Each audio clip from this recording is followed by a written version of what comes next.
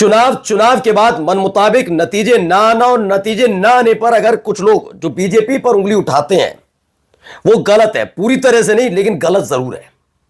क्योंकि भारतीय जनता पार्टी ही क्या, इस देश की कोई भी पॉलिटिकल पार्टी कभी नहीं चाहेगी कि वो चुनाव हारे। निष्पक्षता की दुआइयां देना सब बंद करें। हर कोई चाहता है वो सत्ता में रहे।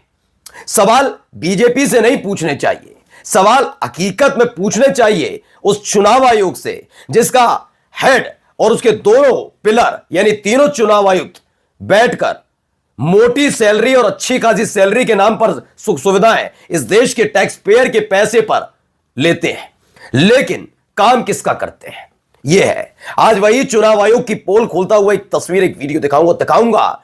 चुनाव आयुक्त ने खुद चुनौती दे डाली, पूर्व मुख्य चुनाव आयुक्त ने क्या बताया, जरा उसे कान खोलकर ज्ञानेश कुमार और उनके दोनों सहयोगियों को सुनना चाहिए। दिखाऊंगा आपको यह भी कि लालू प्रसाद यादव के परिवार में जिस तरीके से मतभेद चल रहे हैं उसको लेकर बड़े ज्ञान की पंजीरी इस देश की बड़ी पत्रकार बांटती हैं, लेकिन यह ज्ञान गलती से भी बीजेपी के उन घिनौने नेताओं पर नहीं बांटा जाता जो महिलाओं के लिए गंदगी उगलने के लिए जाने जाते हैं। वो बीजेपी का नेता प्रवक्ता जो गालियां देता है उस पर ज्ञान नहीं देती है मैडम। दिखाऊंगा यह भी कि खेसारी लाल यादव के लिए जो आरजेडी के उम्मीदवार थे, जिनकी जीत बिल्कुल तय थी लेकिन हार जाते हैं, अब देखिए बीजेपी के समर्थक गालियां बक रहे हैं। कल तक मोदी जी को बड़ी दिक्कत हो रही थी, आज उनकी बेटी के लिए जो कहा जा रहा है खेसारी लाल यादव की बेटी के लिए सुन लेना चाहिए। मैंने पहले भी कहा था इन्हें फर्क नहीं पड़ता है देश की महिलाओं के लिए, इन्हें फर्क बताऊं किस चीज से पड़ता है। वो बीजेपी नेताओं की परिवार की कोई महिला बच्ची ना हो और खुद महिला नेत्री ना हो, बाकी जो है बोलते रहो। नमस्कार, मैं हूं प्रज्वल गौतम और आप देख रहे हैं the live TV. The live TV, सच सबसे आगे।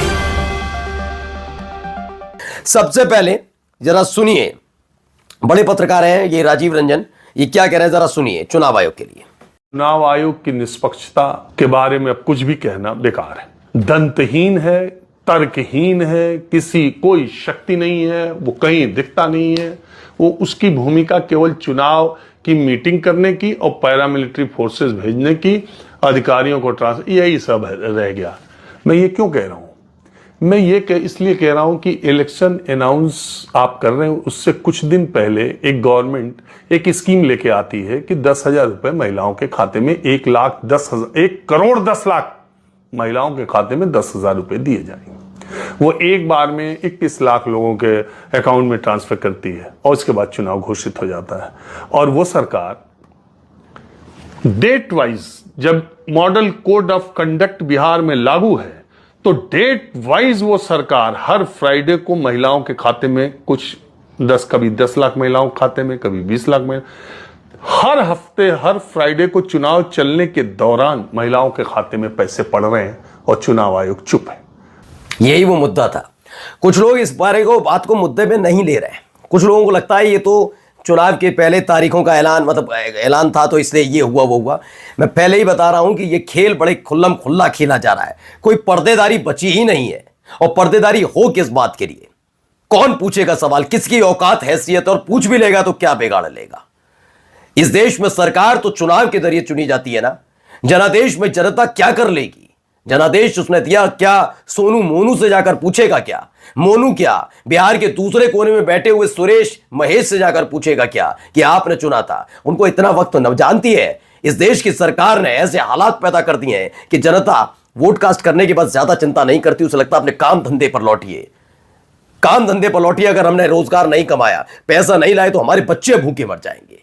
तो इसलिए उनको पता है सब भूल जाएंगे, वो इस पर चिंता करेंगे ही नहीं कि हमने तो वोट नहीं दिया था, इस पर चिंता विमर्श कर लिया जाए।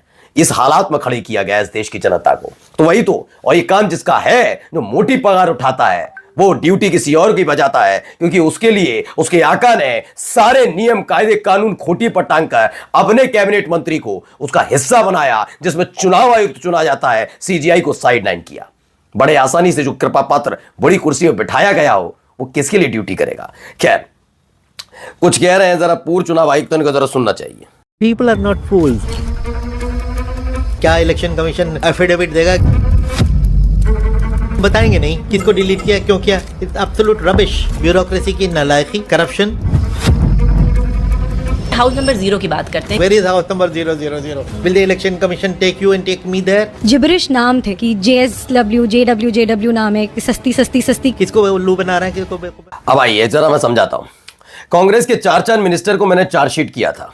आज चपरासी पर भी एक्शन लेकर दिखा दे। क्या चुनाव आयोग हलफनामा देगा कि किसको डिलीट किया, क्यों डिलीट किया? ये पूर्व चुनाव आयोग तूने सवाल पूछा है, जवाब देने में तो कह रहा हूं कि चुनाव आयोग वर्सेस चुनाव आयोग, तो मतलब जो पूर्व चुनाव आयुक्तों को बिठाना चाहिए, एक डिस्कशन लाइव कराना चाहिए, तब बात हो, तब पता लगेगा कि ज्ञानेश कुमार का कितना ज्ञान कि प्रकाश इस चुनाव में फैला है, पता लग जाए। उस राजीव कुमार को भी बिठाइए, ये सारे जितने चुनाव आयुक्त जिन्होंने माहौल उड़ाया लोकतंत्र का, सबको बिठाना चाहिए। मैं ये नहीं कह रहा पुराने वाले नहीं, उनको भी देखा जाए कितना सुधार कर लिया मोदी सरकार में इन चुनाव आयुक्तों ने।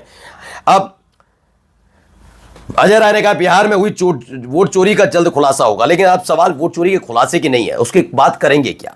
अब आइए जरा एक परिवार पर चलते हैं। रोहिणी आचार्य ने लिखा, कल एक बेटी, एक बहन, एक शादीशुदा महिला, एक मां को जलील किया गया, गंदी गालियां दी गई, मारने के लिए चप्पल उठाया गया। मैंने अपने आत्मसम्मान से समझौता नहीं किया, सच का समर्पण नहीं किया, सिर्फ और सिर्फ इस वजह से मुझे बेइज्जती झेलनी पड़ी। कल एक बेटी मजबूरी में अपने रोते हुए माँ बाप बहनों को छोड़ आई, मुझसे मेरा मायका छुड़वाया गया, मुझे अनाथ बना दिया गया। आप सब मेरे रास्ते कभी ना चलें, किसी घर में रोहिणी जैसी बेटी बहन पैदा ना हो। ये रोहिणी आचार्य ने लिखा है।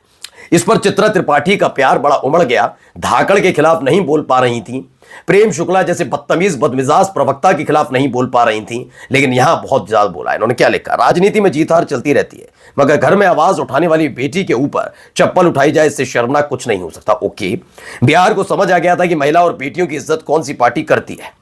देखिए इसे कहां से कहां जोड़ा, बिहार में महिला और बेटियों को की इज्जत कौन सी पार्टी करती है, जबकि यह कहना चाहिए कि आचार संहिता की धज्जियां कौन उड़ाती है। लेकिन चित्रा त्रिपाठी को इससे फर्क कहां पड़ता है? चित्रा त्रिपाठी को इससे फर्क कहां पड़ता है कि मनोहर लाल धाकड़ जैसे नेता कहां है? इन्हें क्या कभी फर्क पड़ा कि प्रेम शुक्ला ने क्या बोला था, किसने बोला था 50 करोड़ की गर्लफ्रेंड जो दाम लगा दे किसी महिला का, वो किसने बोला था? क्या इस पर कभी बोल पाई? अब आगे आइए। इसलिए एक तरफा वोट एनडीए को चला गया। जब घर की बेटी के साथ ऐसा करेंगे तो बाहर की बेटियों का क्या हाल करेंगे मौका मिलने पर? आप अंदाजा लगाइए ये क्या बोल रही हैं।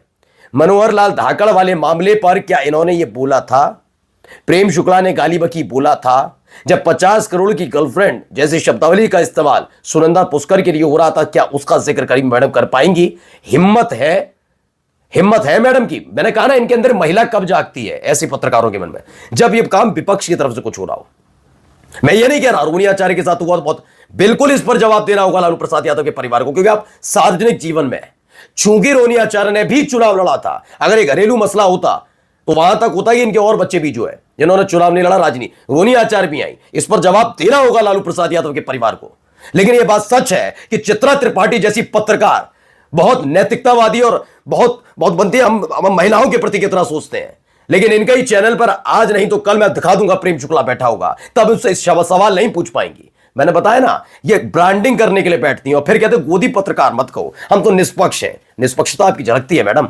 आइए, अब एक नया फॉर्मूला आ गया है, न्यूज 18 बिहार का है कि बिहार के 15 से 16 मंत्री होंगे, जेडीयू के 14+1 मंत्री हो सकते हैं और एलजेपी आरवी यानी कोटे से 3 मंत्री होंगे। अभी ये सूत्रों के हवाले से खबर बताई जा रही है। केपी मलिक लिखते हैं, लिखी जा चुकी किसी की राजनीतिक हत्या की पटकथा क्या है? बिहार चुनाव के बाद भारतीय राजनीति के मंच पर एक अजीब सी खामोशी नतीजे आ चुके हैं, लेकिन असली खेल अब शुरू होता दिख रहा है।